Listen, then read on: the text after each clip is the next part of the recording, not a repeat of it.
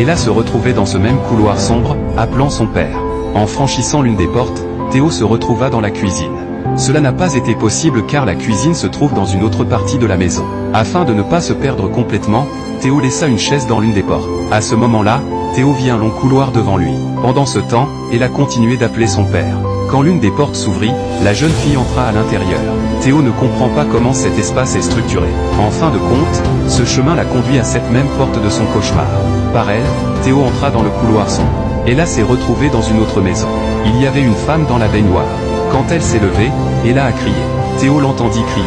La jeune fille parlait à l'homme de son cauchemar. L'étranger l'effraya et elle s'enfuit.